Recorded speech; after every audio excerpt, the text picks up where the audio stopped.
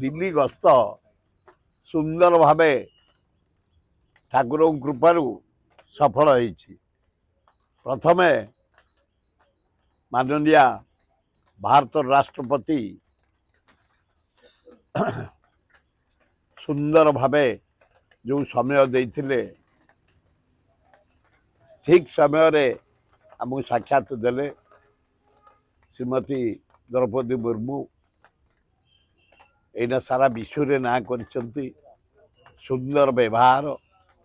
सुरो भाई बोली भी समर्थना देले एवं आम गोटे निमंत्रण करूँ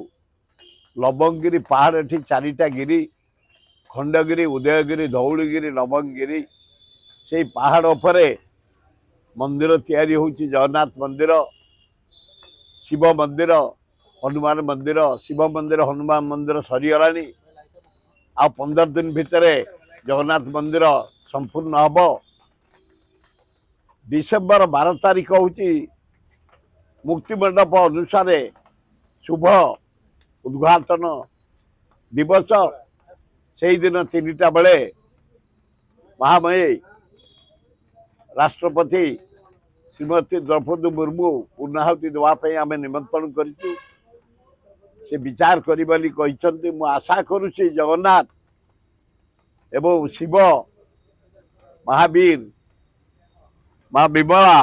माँ लक्ष्मी आशीर्वाद देवे से आसबे एवं ता सहित गोटे गार्डन इनागुरेशन करेंगे बोली मोर पूर्ण विश्वास कारण आम निष्ठापर भाव सब मंदिर तैयारी कर बगीचा को करूँ से निष्ठापर भाव जगन्नाथ आशीर्वाद देवे द्रौपदी मुर्मू आसी मंदिर पूर्णाहुति घी देवे। द्वितीय रेलवे मंत्री पाखु गलु सुंदर व्यवहार जटणी रे गोटे वागन रिपेयर फैक्ट्री करने खोर्धा रोड होशा माने गोटे भारत वर्षर इनकम सोर्स जो रेलवे राजस्व आदाय हुए नंबर 1 क्रोम बक्साइट अभ्र कोयला बजा द्वारा गुड्स रे प्रचुर अर्थ उपार्जन होची रेलवे से प्रतिश्रुति देइछंती जमी देले आमे 70 एकर जमी ताकू दबू सेठी गोटे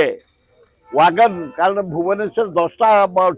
माने पैसेंजर वागन रिपेयर होची पुरी रे 10टा तेणु खोर्धा रोड रे 20टा 50टा से रिपेयर हो पार जमी अच्छी व्यवस्था करने रेलवे मंत्री वैष्णव कहते गल जुएल राम पाखु ये जो आदिवासी पड़ा रही गाँ रही से जमी स्थायी हो पारुनी जंगल जमी जंगल से घर ताको पक्का पटा दवाई एवं जो सहर शबर सहर को अलाउ करदे आदिवासी बेली शबर टाकू सहर काटिकी शबर करने से दाबी कर विचार करेंगे बोली जुएल राम कहते। बाकी मन खुशी आमर जे रेलवे रो गोटे wagon repair फैक्ट्रीटा Khordha road Jatni हम हरिपुर आदिवासी माने पटा पाई पारे जुएल राम कहते धन्यवाद। तेणु आम जीवाटा खूब सफल है। जदि आपंक आम भिडी भल लगा तेब आम चैनल को लाइक शेयर और सब्सक्राइब करने को जमा भी भूलु नहीं।